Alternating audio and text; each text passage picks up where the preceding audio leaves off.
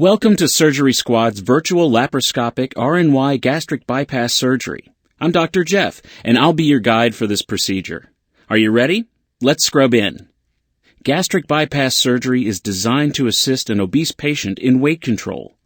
In this operation, we'll create a very small stomach pouch from the existing stomach. We'll then attach the reduced section of the stomach to the small intestine. There are several common types of gastric bypass surgeries. We've recommended laparoscopic RNY gastric bypass surgery for our patient.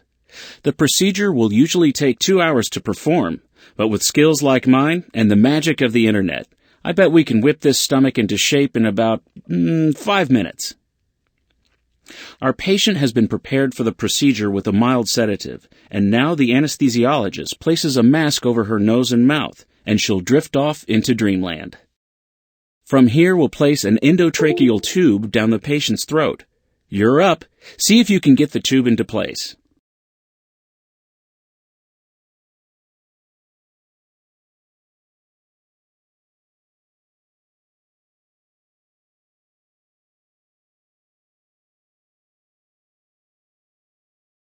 Great work. This tube is then connected to a respirator. The patient is ready to go. Now we can begin our laparoscopic procedure. The first thing we'll do is make 6 half-inch incisions in the abdomen. Slide the scalpel in where I have marked to make the incisions. Be careful, these are small incisions. Don't get carried away.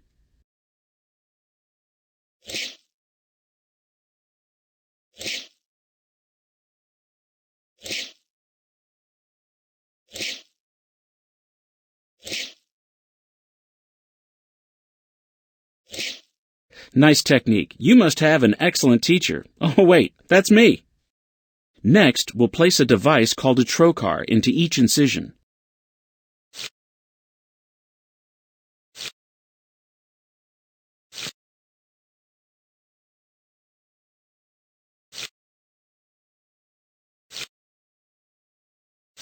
These devices allow us to easily slide the instruments into the abdomen.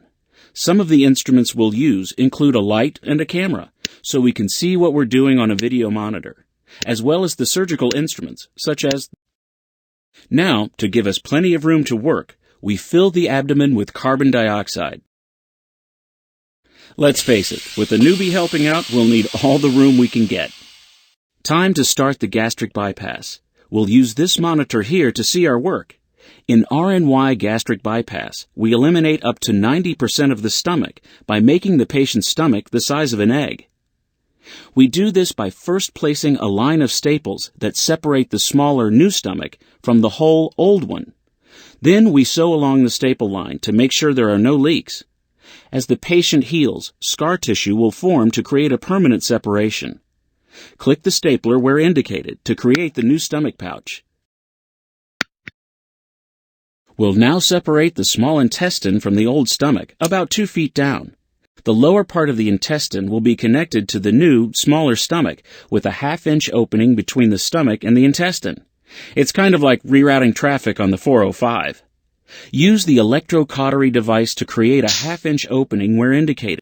Now, drag the loose end of the intestine to the new stomach pouch to attach it.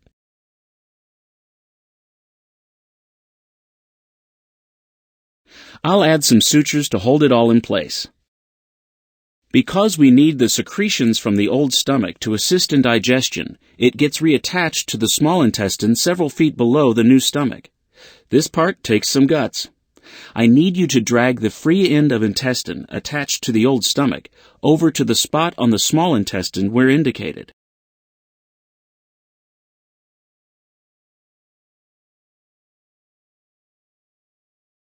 Again, I'll suture it all into place. The new smaller stomach pouch was created, everything has been reattached, and we checked for any leaks in the sutures. This new configuration allows our patient to feel full sooner when eating, but also lets the fluids from their original stomach aid in the digestive process. I'll need you to remove each of the laparoscopic instruments and trocars. Now we need to suture each of the incisions.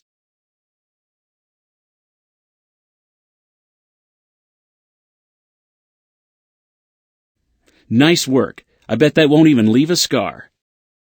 Now our patient goes off to recovery. In most cases, they'll spend a few days here in the hospital so we can monitor their progress. Afterward, our patient will meet with her doctor and a nutritional specialist. They will assist her with her new lifestyle and eating habits. You've been a great help. Why not try another fantastic surgery at Surgery